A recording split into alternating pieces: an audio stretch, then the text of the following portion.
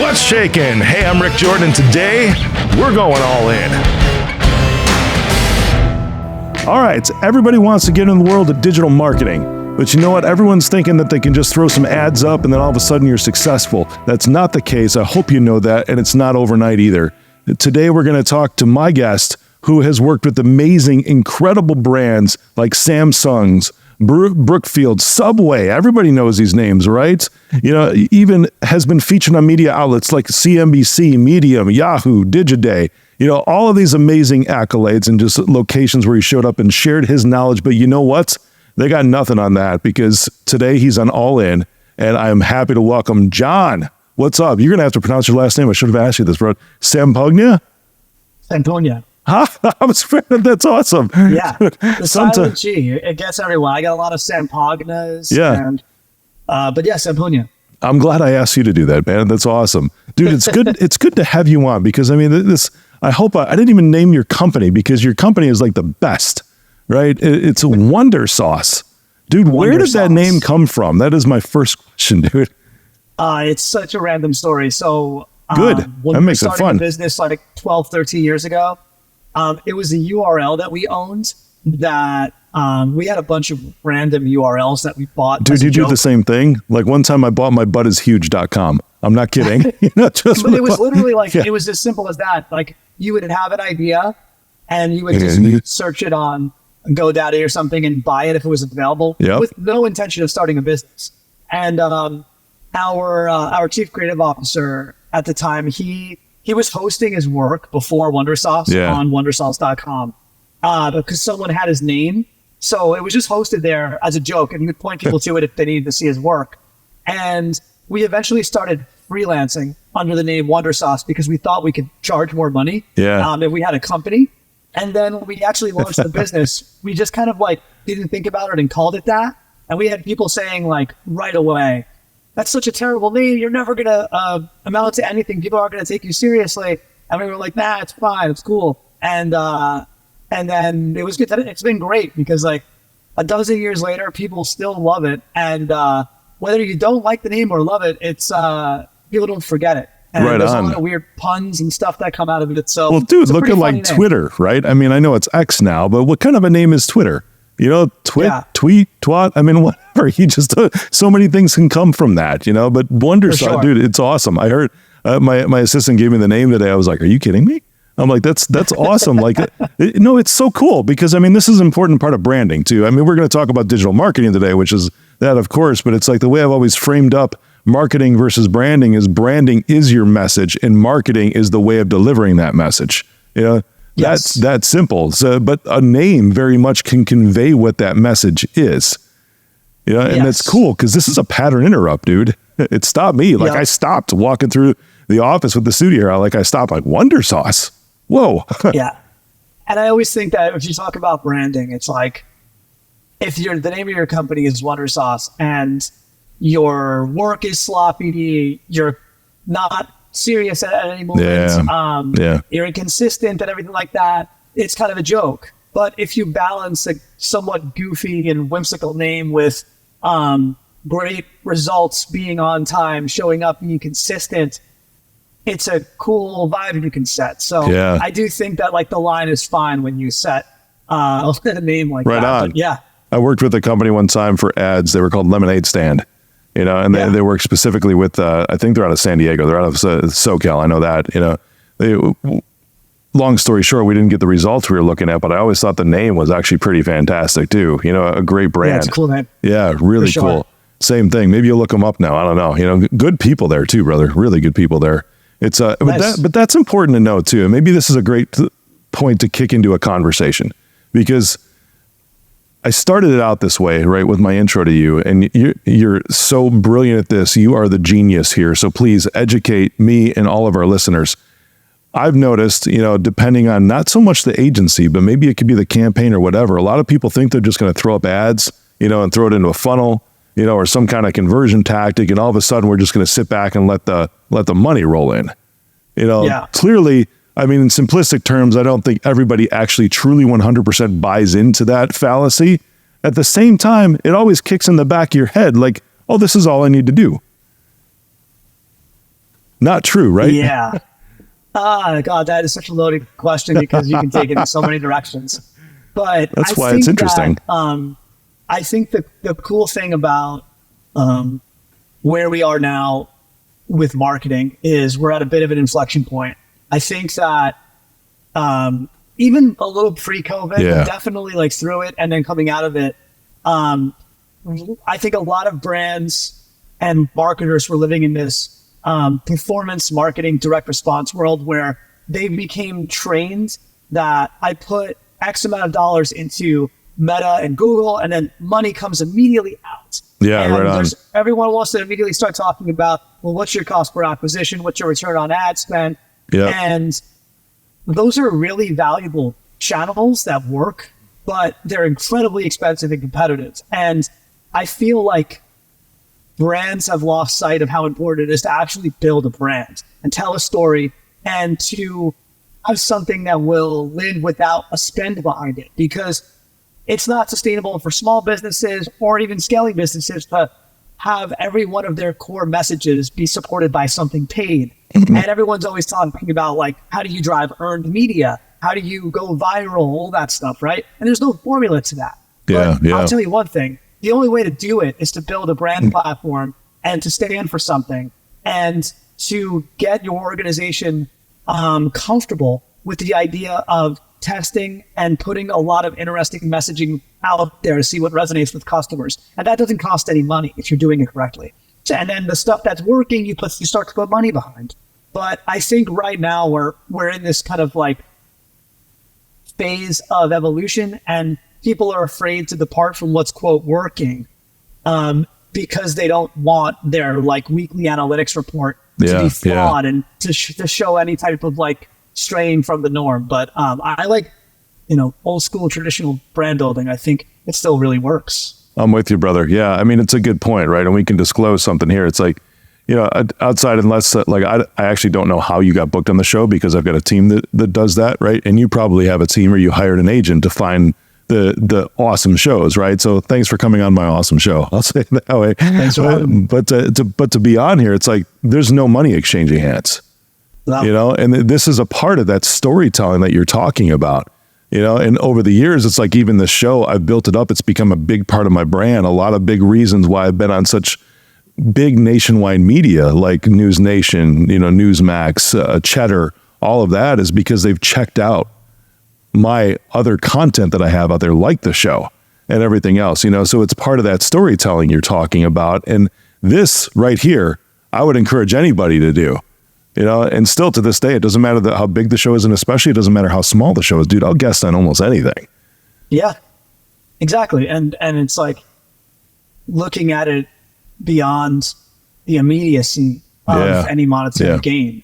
And I think that is where, as great as performance marketing and all these platforms are at targeting the right people and getting them to be into your brand and maybe buy something, it's trained us in this immediacy culture, which is not great from a marketing standpoint because it's not sustainable. So like if I was expecting to come on the show and if we had a good conversation and I'm waiting around all night for like, where's my money? Why aren't the brands hitting me up immediately? Like, what was the point of this? Yeah. It's obviously the wrong way of going about building a personal brand or any type of brand. Yep. I feel you, man. Yeah. It happens that way too. And you can see the effects. I've said before, it's like we're talking about brand building here, but then feeling the effects that you're talking about come from the brand building through marketing. And I've said that before, that brand building and marketing is not something that you necessarily see. It's something that you feel. So when you get that call, and it's not because it'll come. It's like, I fully believe that. I've gotten them, right? Guesting on other shows, I've gotten them. Sure. Or going on the news, I've gotten them, but it's like 6 months later, 8 months later. Yeah, it's a long lead. Yeah, right on, man. That's cool, dude. So, a little bit about you, because the one thing I don't see on here, which is kind of sad, it's like, where did you come from? Because somebody just doesn't wake up one day and be like, I'm going to tell stories for a living, or help others tell stories. Yeah, my background is, I grew up in New York. I wanted to do music. I didn't really know what that meant, like whether I wanted to play music professionally or I really wanted to work at a label. and scout bands. Yeah. And when I realized that that wasn't what I thought it was in my mind, a bunch of my friends, like when we were about 20 years old, 21, just randomly happened to be developers, designers, creatives that were working at agencies, freelancing, working full-time. And I remember one of my buddies was like, you know, you would be pretty good at doing this type of stuff. I don't know what you would do, but you'd be good at it, I think. So look it up. And I remember like one night, you know, God, this was like 20 years ago. I was just looking at companies on the internet and I started applying to random positions, but I wasn't doing it through like open roles or anything like that. I was like finding companies I thought was interesting and cool and then writing them emails. I don't think I attached a resume. I was just basically like, why I think what they're doing is cool, some work I thought was interesting. And it was like extremely conscious, authentic weirdness. Yeah, yeah. And I remember that night I'm like out at a bar and I get a response from a recruiter at like 10 p.m. Eastern time. So that it was for a job in LA. And it was for the executive assistant to the CEO of like a large 400 person digital shop. And, you know, I ended up meeting him. We hit it off. Sure. And I took the job and I never really wanted to be an assistant or thought about that, but I thought it was a cool way in and it was amazing. I spent 8 months as his assistant. I got to like listen to all his meetings and read emails. And so I really learned the agency business from the top. And I never really wanted to be the best manager, strategist, producer, creative. So I never really aspired to be like a role at an agency. Yeah. I was just like fascinated with the structure of the business. Oh, that's so cool. That's what I kind of fell in love with. And then, yeah, I kind of did a bunch of jobs and kicked around for a while, doing, you know, different agency roles at 2 different places before eventually deciding to do it myself with some friends. That's awesome, man. So you just, I love what you, if I can rewind a sec, because I mean, you even got me thinking, I'm like, that is freaking brilliant, because it's in essence a cold email campaign, extremely manual what you were doing, but it was a cold email campaign. Just looking at, it's like, this might be an interesting place to work if I tracked what you were saying. I'm going to go look them up and I'm going to tell them the things I like and don't like about their marketing and their storytelling right now. Yeah, that's a way to just like Wonder Sauce. That's a pattern interrupt. Nobody gets those kinds of emails. Honestly, like, to this day, I feel like, you know, whenever I speak to kids at different like ad programs at colleges, and they always ask like, how do I get into the business and everything like that? I always say like, in a world where it's a quantity game, it feels like whether it's all the like Indeed or LinkedIn making it easy to apply to like 1 million jobs a day. It's like, maybe don't do that. Maybe apply to like 5 jobs a day that you actually really want and learn the companies and the clients they work with and the people that work there and send them something that doesn't feel cut and paste. And I promise you, your response rate will be higher than what you're seeing by just going into the abyss of Indeed or LinkedIn. And nothing against the platforms, but if you make those platforms really easy to, you know, apply, I have to imagine the other side of that platform is really easy to skip over the applicants. So it's kind of like a double-edged sword. That's cool, man. I love that. Where do you start with something like that? So, I mean, I love that you're speaking to kids too, because it's dude, I go way back to, you know, I think like when I was 18, and I feel like it's a crazy time in life because you're expected to all of a sudden within like a matter of 3 months, make your mind up what you're going to do for the rest of your life. And at the same time, potentially incur a whole shit ton of debt along the way, you know? So something like that, it's like, I love that you're speaking to kids in that crucial moment in life, you know, to be like, hey, you don't have to have it all figured out right now. You know, so I still don't have it figured out. Dude, I'm with you. So with you on that. I'm already thinking, it's like, well, what am I going to do in 5 years? You know, I just took a company public. It's like, what's going to happen in 5 years? Am I still going to want to do this? You know, it's, I love that approach too, because it's like, who knows? Because what you have, I think, can evolve too. What I have can evolve into whatever the next phase of life is for us, something that grabs our interest in that moment too. Yeah, definitely. Dude, I love that. So where does somebody start with the storytelling? Because I'm hearing you and you're really talking about like, let the cream rise to the top, you know, rather than, you know, like focusing on the whole drink or whatever, you know, let it rise to the top so that you're sitting above everybody else. With some of these, you know, some might be like, hey, give me the best gimmick, but that's not what you're talking about. you're not talking about a gimmick. You're talking about authenticity from what I hear. But where do you start with that, dude? Yeah, I mean, I have to say, like, the obvious disclaimer that every brand is different, every industry is different. But I think at the end of the day, like, the most obvious place to start is the audience that you're going after. Who are they, and what are they doing? I like to be as specific as possible. And when someone says, no, this is a mass play, it's for people 18 to 50, and it's all walks of life and blah, blah, blah. I'm like, okay, let's get We're marketing so Motrin. Yeah, exactly. So I do think like having a really good understanding of your target audience and like what they're currently doing and consuming. So like, where are they spending time consuming media and entertainment? Yeah, right what on. are they doing for leisure? All that stuff. So you have your persona, your archetype figured out. When you have that figured out, that's kind of step one. I think step two, it's like having a long, honest look at your business and your product or your service that you're selling. And I like to always ask people like, look, is this a product story or a brand story? And a product story meaning like, this is something that is either new to market that doesn't exist, and the story we're telling is that exactly, or the product is basically better than what currently exists, and you can literally articulate why it's better, and there's some sort of claim or testimonial to back up that that's actually true. Yeah. So like that's the product story, and then there's the brand story where it's basically not a commodity, but you can buy this product or a number of things that are just like it, and we almost have to build something together that resonates with this audience that is more around the messaging, the tone, the look and feel, and all of that like romantic aspect of building a brand.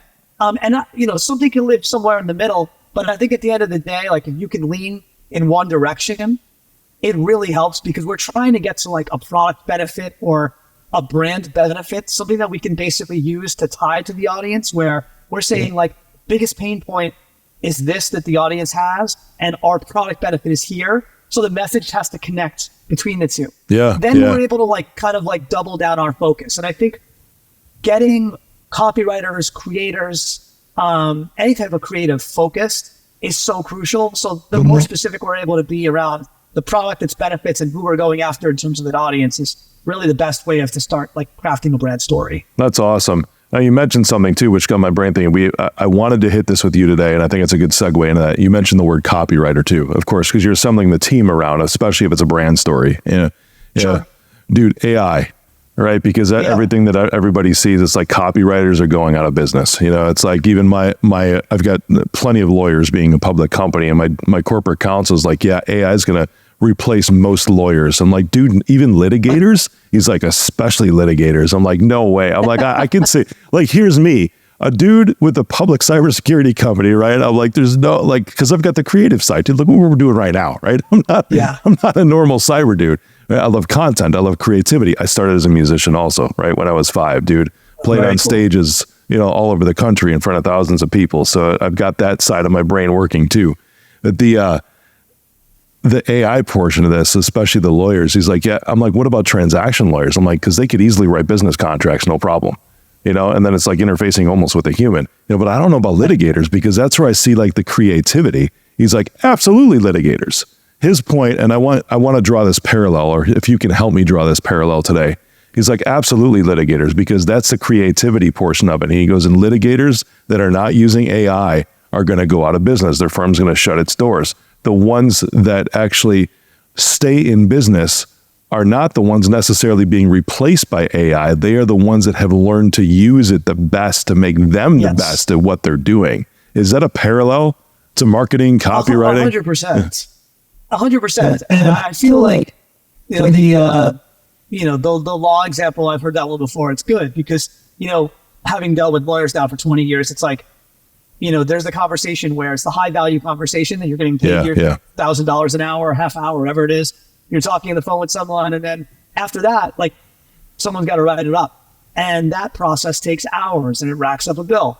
If that could be done in a fraction of the time, that's great. Like 2 minutes. That conversation where, you're having a nuanced discussion around details with the lawyer on the phone, it's harder to commoditize that. And I feel like the same parallels could be had with elements of what we do from a marketing standpoint. Yes, like there will be massive areas of our business, that'll be sped up and commoditized. And that's already been happening for years. I mean, I don't think this is any different than like the 80s with like the advent of the computer where, one day you'd show up and there was a stack of memos on your desk and you had to respond to the memos and mail them out or message them over to people. And then email happened and that made it instantaneous. And obviously things like social media and content creation became incredibly easy to do over the last 10 years.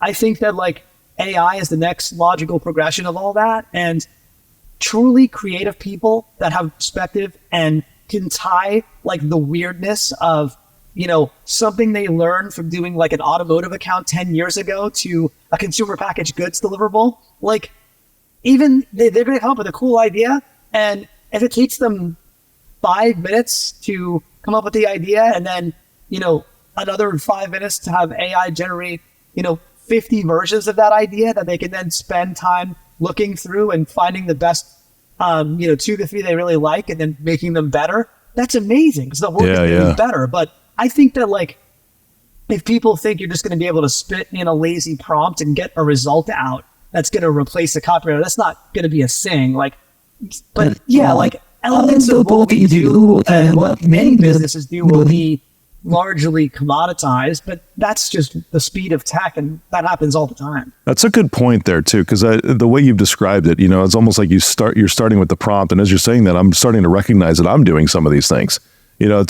You're describing, it's like a copywriter or even a lawyer will go in and enter something into AI. Spend 5 minutes thinking about it, 5 minutes, and it's going to generate this response, but then it gives you like 30 different versions, and then the wonder sauce on top of it is that human being that goes in and then tweaks it with all the feeling and the creativity. It's almost like that's still going to be at the end, but it accelerated their process to get to a point. Dude, I've done that too. I will literally say, it's like, you are my social media manager. Like this is a prompt, right? I put it into a mode, a persona, and then I'll be like, give me 30 examples or 30 options of blank. Here's some source content material. And then it spits out 30. And I'll pick like 3 and I'll be like, oh, that's cool. Or start to combine some of these examples a little bit and be like, tweak this up because I need to add some of my own personal phrasing in there. Right. And that, dude, is the wonder sauce on top of it all, is the human being. Yep. Yeah. And it's funny. Like, I feel like everyone has their own personal use cases and ways of using it right now. And it's like everyone's keeping it a secret for some reason. And it's like, it's funny. Like, no, they're not. They're selling their secret, dude. Like $97. Here's my funnel. By the way, I used AI to write my funnel. By the way, I used AI to write this ad. That's We're doing this executive summit in a few weeks for some of our people at Water Sauce. And one of my like icebreaker questions is we're going to go around the room and basically say, like, what do you use AI for most consistently that no one knows about? And that's awesome. What I'm trying to do is really just normalize the practice that it's okay to use it in all aspects of your job as long as you're using it responsibly. You're not stealing. You're not ultimately doing things that are putting our clients or our business at risk. But I do think it's super important that people get fluid using the technology and they're not afraid of it. Especially people that like the copywriter was the best example because it's the most obvious, thing that is threatened. So I think like we want our copywriters to be using it. And I think encouraging them to use it is crucial. Right on. Well, even for a brand story, right? So we hired some new SDRs, and I love that we got on the AI topic today when it comes to telling the story, because even SDRs, cold callers, right, that work for me, they're telling a story. In the scripts that they're using, they are telling a story of the brand when they pick up the phone and they make these dials. I used multiple LLMs, multiple large language models for this. I actually used ChatGPT to research data because it was better at researching data and going on and finding statistics about the industry and pain points of specific verticals of clients who want to serve. Like you said, know your audience, right? That was my very first step in developing these scripts for them. Then I moved it over to Claude. Have you used Claude yet? I have not. Yeah, dude, it's awesome. It's actually better at the copywriting side.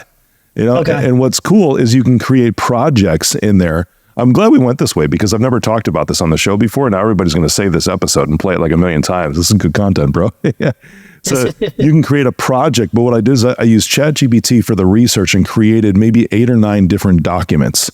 And then I uploaded those into a project with within Claude. And then from there, it combines them all together. So it keeps it in its own like sandbox container using AI as it is. But then this is additional training that I've developed from research and statistics that I used a different AI for and plugged it in here. So anytime I need to write something, it uses that data point in order to actually write the scripts. And then I combined it. I uploaded a PDF, no joke, of The Way of the Wolf from Jordan Belfort. The Wolf of Wall Street. So now it's writing the scripts in that style using my data because it's all contained in this project.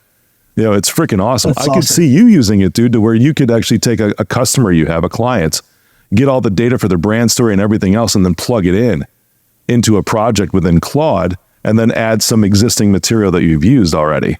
Yeah, we use it's like called a RAG. Oh, cool. And it's basically like you're using a large language model, but then what's sitting in front of it is a set of like closed data. Yeah. Could be like all proprietary wonder sauce information around our proposals, our point of view on different things, whatever, like it's closed box, right? And it allows you to basically like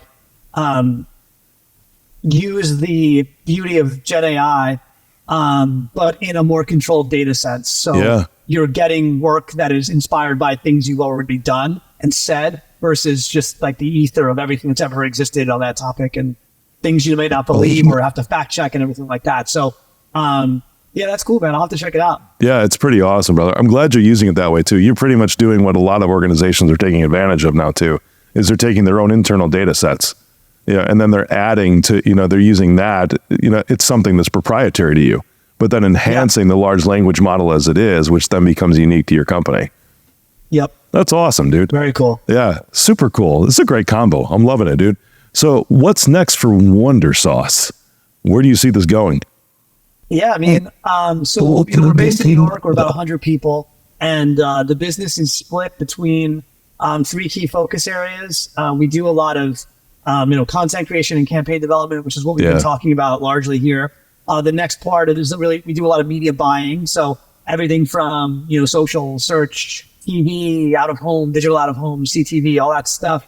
And then we also do a lot of like building tech. So we build and design e-commerce experiences, websites, mobile applications, and we're even building, stuff in the AI space. So it's kind of like 3 different businesses that are jammed together. And our whole vision, which is very unpopular in the agency space, is that the future of agencies is full service. And I want people that are full funnel marketers thinking about our brands. So people that are comfortable thinking about everything from brand awareness through consideration and conversion, everything from creative and content to media and acquisition, all the way through like infrastructure and technology. Because I believe that customer journeys right now and the way consumers experience things, it's all so dynamic and fluid, and there's no single entry point to a business. So you need to be an expert in user experience one moment, and then an expert in like media and trends another moment, and then the next you have to be great at like content development and ultimately delivering something that's engagement. So we are basically continuity. Yeah, we're trying to be like a consultant to businesses that can execute across the entire journey. Yeah. So it's been an ambitious kind of 10 plus year crusade we've been on, and it's really bearing fruit because a lot of our brands right now are kind of like taking advantage of multiple aspects of our service, and it's been fun. So I think looking into next year and into the future, it's obviously like seeing what the impact of all this emerging tech is going to do to the broader, advertising services model, and then ultimately figuring out which high value services will matter most to us and our clients, and just doubling down on that stuff. That's awesome. And we started the show before we were talking in the digital green room about, the show's about entrepreneurship and continuing to build a business. What you just described, man, is evolution, because you said it's been 10 years. You've been on this mission for 10 years and you've seen the evolutions in your industry, but you haven't stayed stagnant because, your industry, dude, I've seen it. I can affirm you right now, every component is typically siloed. and you have to have one agency doing X, right? Ads. You have to have another agency doing traditional media ad buys, another one doing OTT, just across the board, another one doing the creative that might even feed it into some of those other ones, but the evolution is what makes entrepreneurship fun. It also makes you survive and then even thrive. Otherwise you just die if you stay how you were 10 years ago. 100%. Like our only constant has always been change. Yeah. And I think that, I think that the model I described, it works really well for businesses that spend like all in, $2 to $10 million. Yeah. You can go higher than that, but on marketing every year. And it just doesn't make sense to manage 3 or 4 parties. It really doesn't. And I think that when you could find a lead agency even if it means bringing in people and different firms from time to time, you need a lead partner that you trust and that you can work with against your biggest business goals.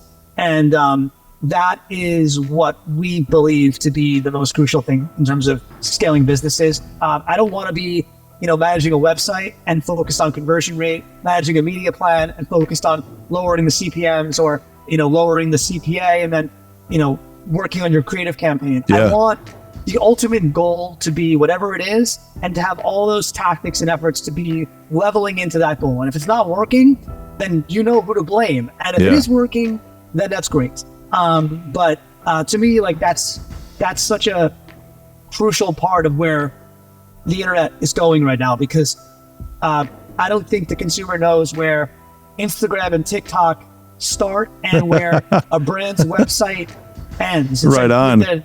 Or even if there's going to be a TikTok 3 months from now. That's true. Yeah, for sure. That was a little political plug. Right there. But seriously, who knows? I mean, who knows what's going to happen? The threat's out like there. It's definitely a threat. Yep, right on. I love it, brother. Dude, you are clearly extremely wise and knowledgeable, and I'm sure you've taken your hard lumps over the years to get done. Thank you for sharing your knowledge with everybody today, dude. Thanks for coming on. Oh, man, it's been a pleasure. Yeah, right on. I feel you. I think everybody needs hair like you. I might think about growing mine out right now. I already got the fade going. Yep, I love it. Sweet, brother. John, we can find you at wondersauce.com, right? Where can we find you personally? Are you out there? Are you one of the marketers? This is interesting. I just talked with somebody today that's in marketing and brand, but he's like, I don't have a website. I'm really not on social. I'm like, I talk to so many brand storytellers that are that way. And that's like part of it. I don't know if you're the same or not, but I've seen so many that are like, yeah, I don't have, you do obviously Wonder Sauce, right? But it's like personally, they're nowhere, except the company. No, you can check me out on LinkedIn, and I'm fairly active there. Very cool. I have my own website as well, but LinkedIn and wondersauce.com, best place to find me. Awesome, brother. John, thanks for coming on, my man. I appreciate you. Thanks so much. Take care.